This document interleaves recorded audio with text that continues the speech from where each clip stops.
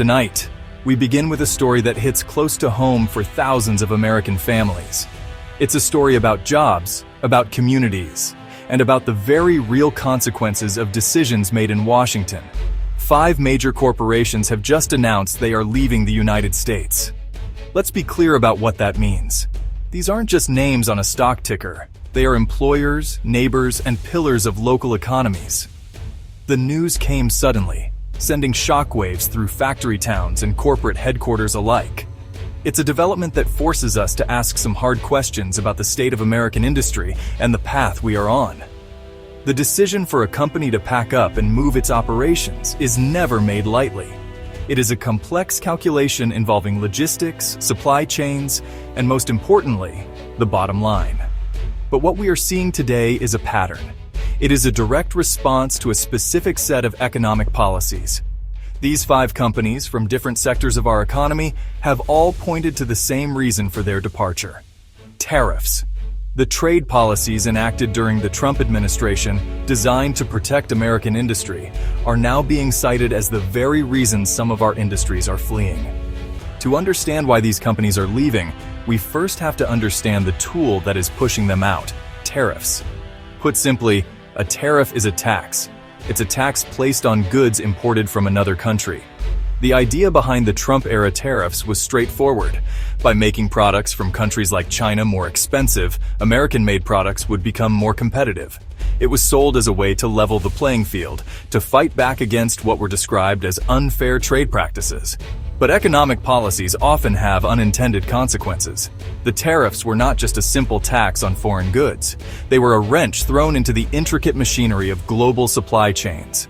Many American companies, even those that assemble their final products in the United States, rely on parts and materials from overseas. The tariffs on steel, aluminum, and a vast array of Chinese components meant that the cost of doing business in America suddenly skyrocketed. This created an economic vice. On one side, companies faced higher costs for the essential materials they needed to operate. This squeezed their profit margins and made it harder to compete. On the other side, many of our trading partners retaliated. They imposed their own tariffs on American exports, creating a two-front economic war. Many American businesses were caught in the crossfire, facing a stark choice: absorb the rising costs and risk going out of business, or move their operations to escape the tariffs. Let's put a face to this story. First, consider Harley-Davidson. The iconic American motorcycle brand, a symbol of freedom and the open road, has moved more of its production overseas. They were hit by retaliatory tariffs from the European Union, a direct response to United States tariffs on steel. To avoid passing on a massive price increase to their European customers, they shifted production for that market out of the United States. It was a move they said was necessary for survival, a painful decision for a brand so deeply intertwined with American identity. Next is Element Electronics, a company that prided itself on assembling televisions in Winnsboro, South Carolina. They were a celebrated success story of reshoring jobs to America. However, their business model depended on importing crucial components like LCD panels from China. When those components were hit with a 25% tariff, their costs became untenable. The company was forced to lay off nearly all of its workers and shutter the South Carolina plant. A factory that was once a beacon of hope for American manufacturing went dark, a direct casualty of the trade war's logic. We also see the impact in heavy industry with Mid-Continent Nail Corporation. As the nation's largest nail manufacturer, their business was decimated by the steel tariffs.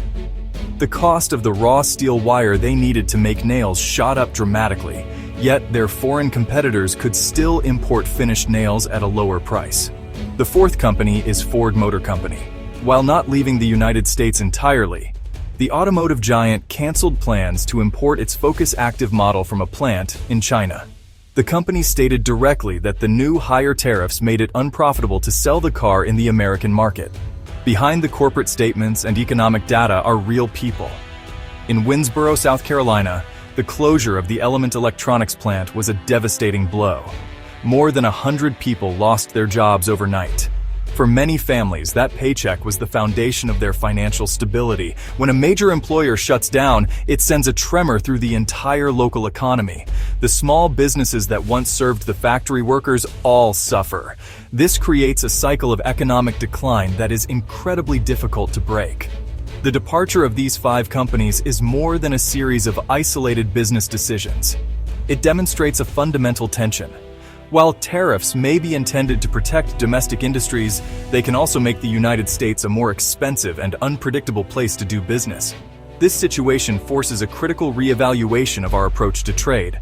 The goal was to bring jobs back. The reality for these communities is that more jobs are now gone. Are other companies considering a similar move? What does this mean for the United States economy as a whole? Looking ahead, the path is uncertain.